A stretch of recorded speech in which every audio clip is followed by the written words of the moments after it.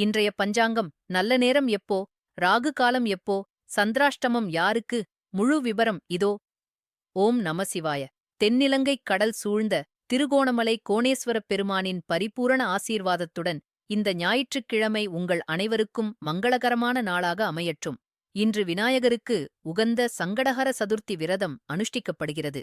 இன்றைய பஞ்சாங்க விபரங்கள். இன்று கார்த்திகை மாதம் 21ஆம் திகதி ஞாயிற்றுக்கிழமை. இன்றைய திதி திருதியை திதி மாலை 6:25 வரை உள்ளது.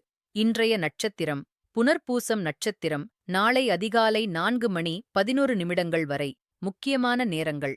இன்று ஒரு நல்ல காரியத்தைத் தொடங்க நல்ல நேரம். காலை 6:15 முதல் 7:15 வரை மற்றும் மாலை 3:15 முதல் 4:15 வரை.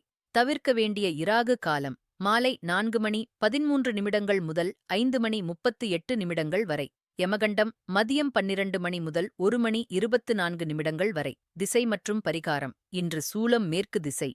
அந்தத் திசையில் பயணம் செய்ய நேர்ந்தால் காலை 11:10 பிறகு செல்வது உத்தமம். பரிகாரமாகச் சிறிதளவு வெல்லம் சாப்பிட்டுவிட்டுச் செல்லலாம். சந்திராஷ்டம எச்சரிக்கை.